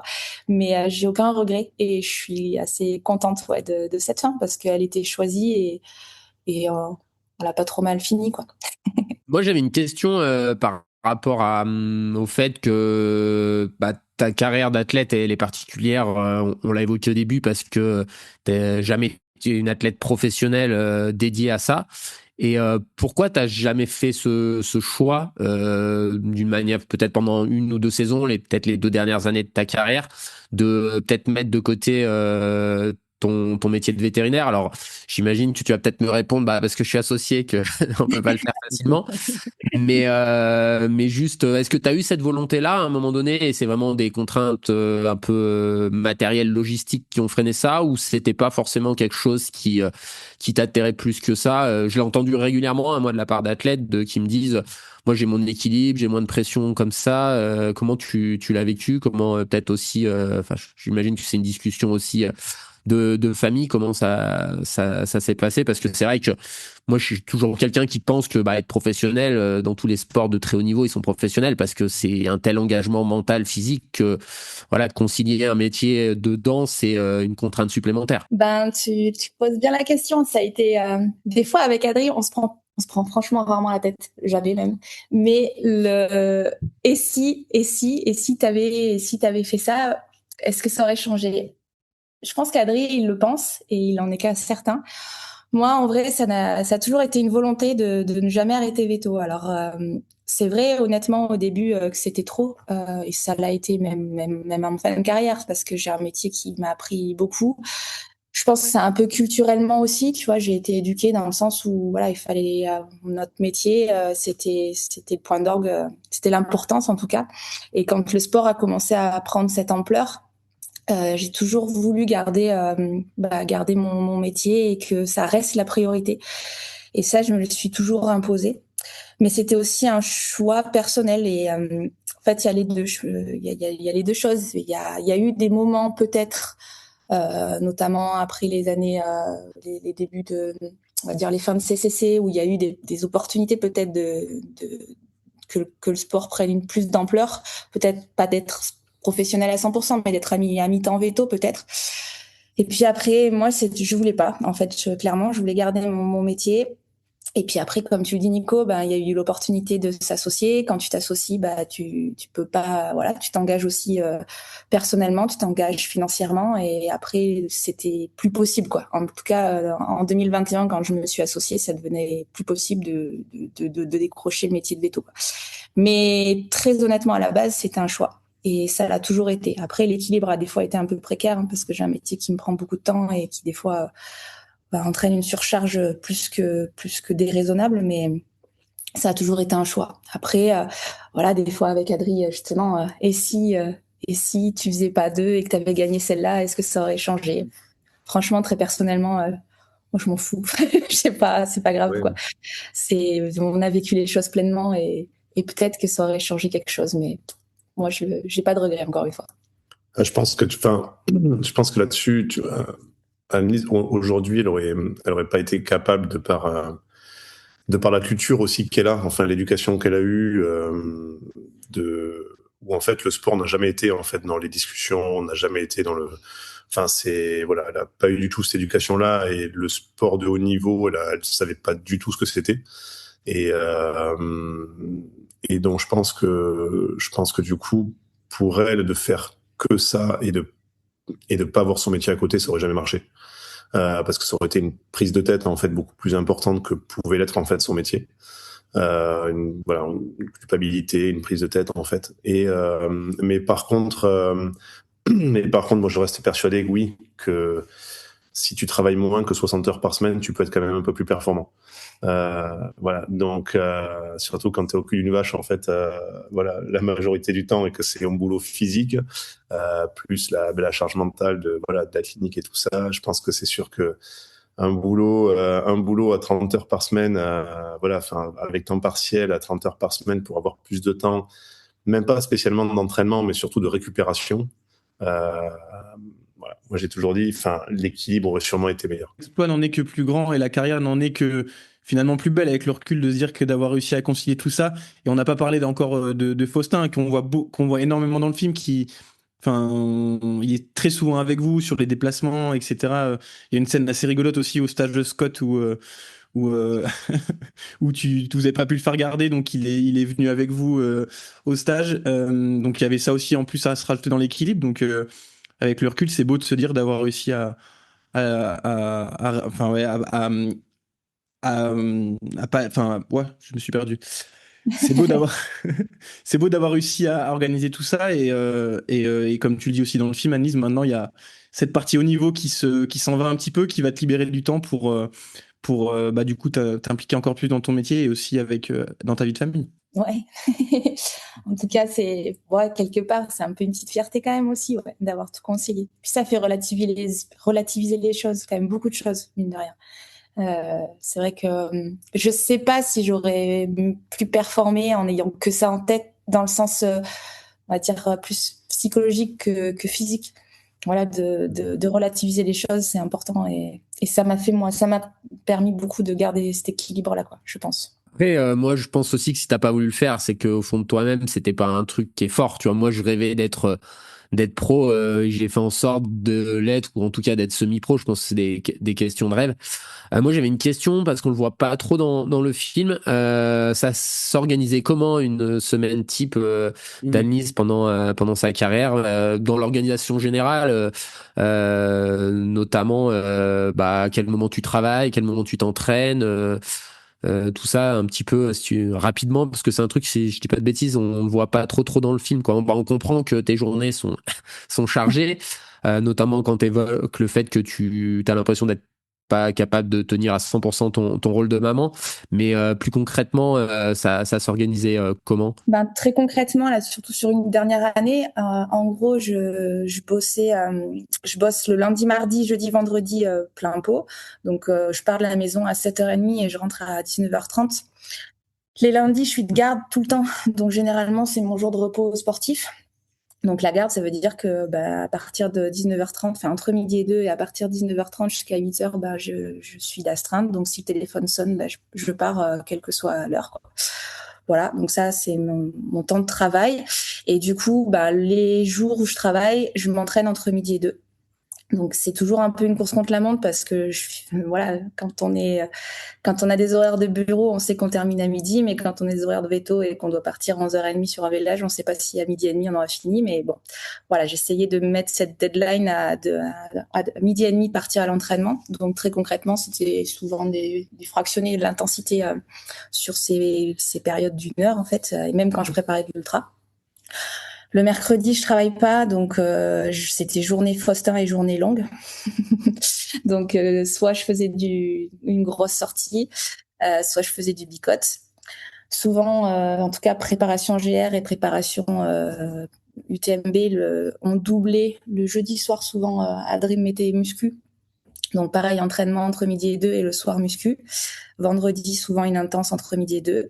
Et le week-end, quand je suis pas de garde, j'ai un week-end sur 5 à peu près de garde et un samedi matin où je travaille aussi à peu près sur 5.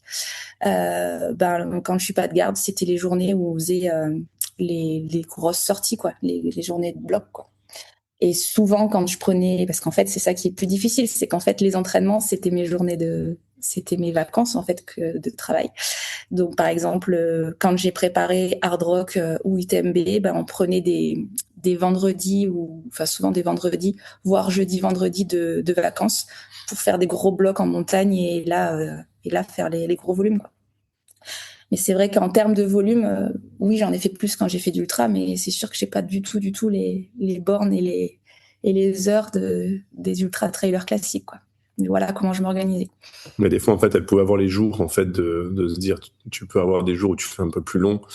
Mais le problème, c'est, si on fait trop avec la fatigue de la semaine, parce que mine de rien, quand tu fais des journées de 7h30 à 19h30, c'est quand même des belles journées où le seul 3/4 d'heure, 1 heure que tu as entre midi et 2, c'est pour aller courir et tu manges toujours soit un Tupperware ou quoi dans la voiture pour aller sur une intervention.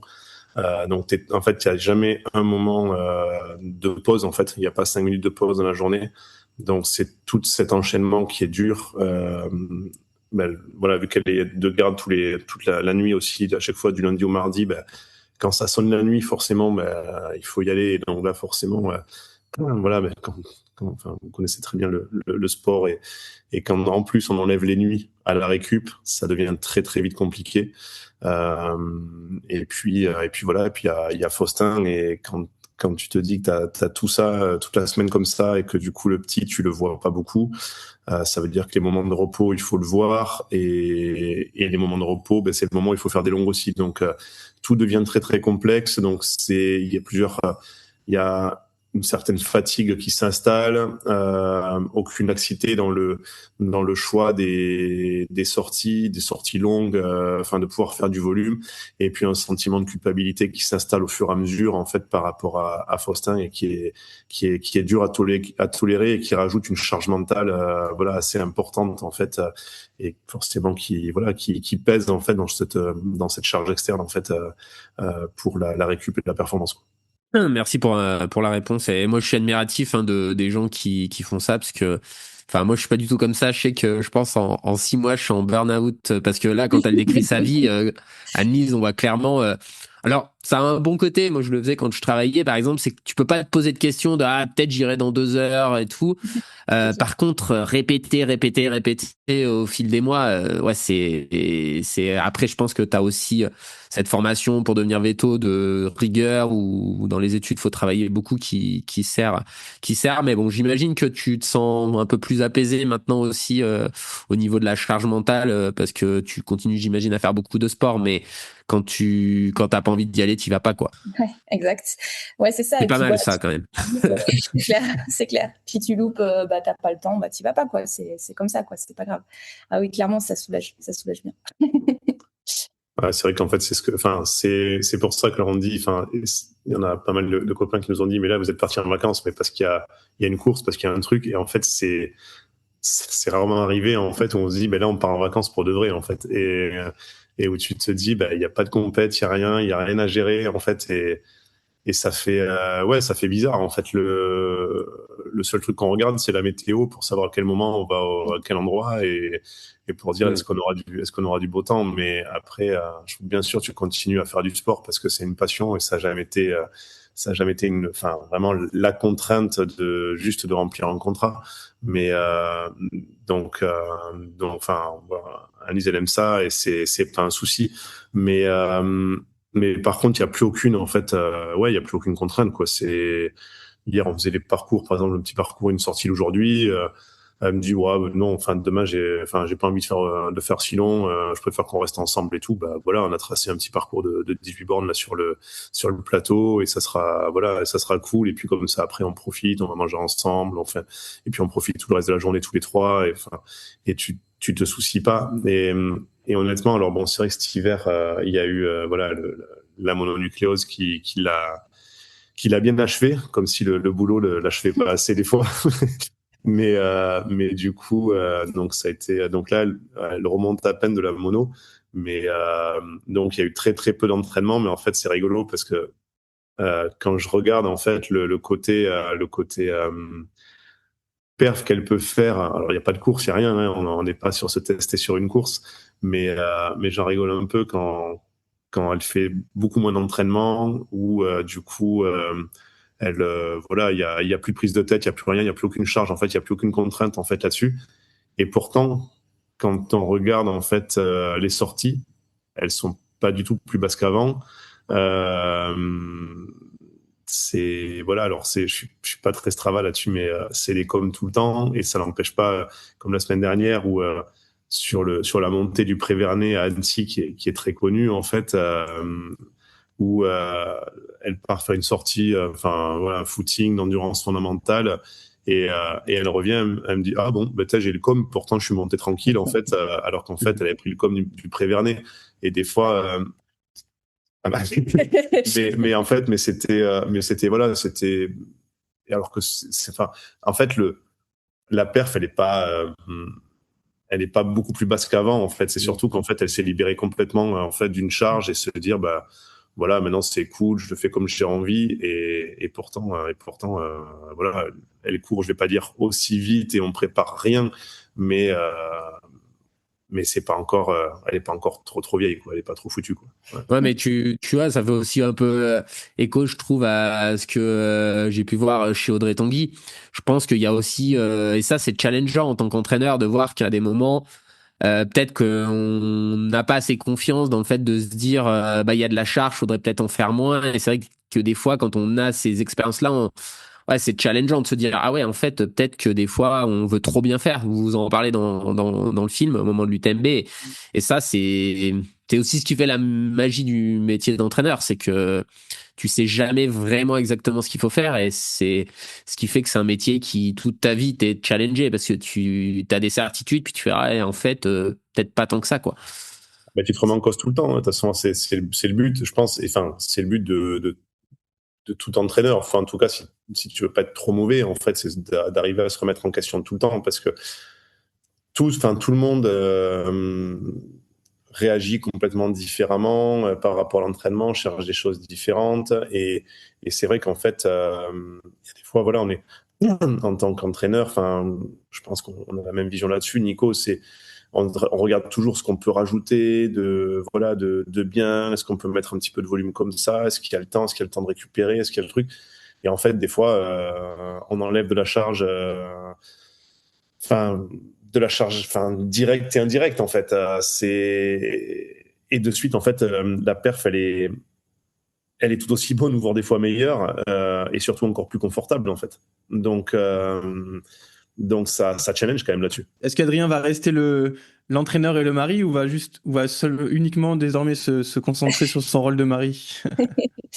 Ouais, il me fait quelques petits plans quand même.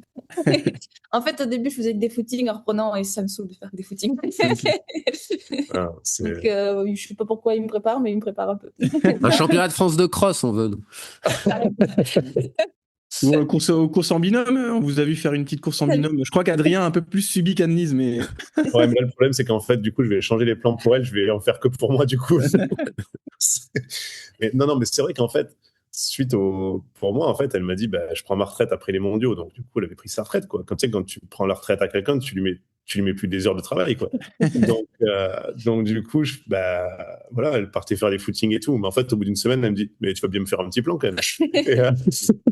Donc Donc voilà, donc du coup, donc au début, j'ai fait un petit plan un peu cool et tout. Là, après, la mono, du coup, on baisse complètement l'intensité, tout ça. Forcément, on va pas rajouter en fait de rajouter trop de fatigue et tout à ce moment-là. Et puis en plusieurs fois, elle me dit, ouais, c'est bon, c'est pour faire des footings, on se fait chier, quoi. Donc, mets-moi des séances. Justement, Annelise, on va te revoir avec quelques petits dossards, peut-être dans le coin en Haute-Savoie. C'est quoi un petit peu tu te projettes sur quelques petits dossards, quelques courses encore qui te font envie? Ou pas du tout? Franchement, des dossards, non, il n'y en Non. aura pas. Ouais. Il n'y en aura pas. Il peut ici, voilà, comme on a fait le trail des Glaisans en duo, quoi, mais des petites courses un peu, on va dire au dernier moment avec les copains, je veux bien. Mais j'ai vraiment plus envie, quoi. Et c'est drôle, hein, parce que même, voilà, j'ai suivi les championnats de France parce qu'il y avait les copains qui couraient, mais j'avais absolument pas envie d'y être, quoi. Donc, non, pas de dossard. Après, on va préparer quelques petites balades, quoi, en montagne. Voilà, cet été, on a envie d'essayer de faire des petites traces pour dire encore de faire encore quelques petites aventures, mais pas du tout d'ampleur du GR, hein. Ça sera des 50 bornes, voilà, grand max, plus 70. Oui, parce que je l'ai pas dit, tu as quand même le record du GR20 en 35 heures et quelques minutes, une sacrée aventure. Tu as aussi le FKT de la traversée des Aravis, où il y a pas beaucoup il y a moins de kilomètres, mais il y a quand même beaucoup de... Moi, Le ratio est pas mal. D'ailleurs, le film sur ta traversée de la Corse est disponible aussi sur UpTrack. Donc, pour toutes celles et ceux qui l'ont pas encore vu, c'est dispo. Et bien sûr, le film The Finish Line, le film pour lequel on vous a reçu aujourd'hui, qui est dispo depuis le début de semaine sur la plateforme UpTrack. Et je vous rappelle, pour les auditeurs auditrices, que vous bénéficiez de 3 mois d'abonnement offert avec le code LTQA. Donc voilà, profitez-en. Donc merci à tous les deux d'avoir pris du temps avec nous. C'était super intéressant. Je sais pas si vous avez des petites choses à rajouter peut-être pour inciter les auditeurs auditrices à aller regarder le film. Moi, j'ai versé une petite larme, donc film réussi. Ouais, si Nico Martin a versé une larme, c'est qu'il y a vraiment des émotions, hein. Non, je pense qu'après, pour que tout le monde, pour que les gens soient vraiment tentés, c'est dire aussi qu'il y a eu un prix du second rôle pour Mathieu Delpech aussi, C'est ça. voilà, qui est bien présent sur le film, où on voit justement, voilà, Annelise qui a commencé le trail dans le Cantal et qui le finit du coup avec un Cantalou, donc elle finit quand même sa dernière course, voilà. Donc, Comme quoi, la vie, c'est un cercle, quoi. Ouais, vraiment très drôle. Effectivement, c'est un beau moment dans le film et je crois que c'est un peu à ce moment-là où j'ai eu ma petite émotion aussi. Donc ouais, allez voir ce film qui est vraiment chouette. Encore une fois, merci beaucoup d'avoir pris le temps. On vous laisse dans vos vacances et allez profiter d'une belle sortie trail en montagne. Et puis Adrien, de toute façon, on va se revoir assez vite puisque l'équipe de France, les Europes arrivent vite et les premiers stages aussi d'entraînement et regroupement avec l'équipe de France arrivent vite. Donc bon courage pour ça. Et puis Annelise, à très vite peut-être au détour d'une séance sur la piste autour d'Annecy Avec ou plaisir. dans le Cantal un jour.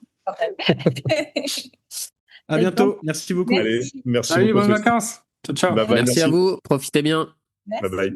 Allez, on va pouvoir passer à notre dernière rubrique de l'épisode, les recos de la quinzaine by UpTrack, comme vous en avez l'habitude. Et on commence tout de suite avec la reco de Mathieu. D'abord, une petite reco vite fait, la vidéo des France de Trail du petit duo, parce que on a quand même eu une médaille nationale pour Juju Petit Frère qui est allé chercher la 2e place en espoir.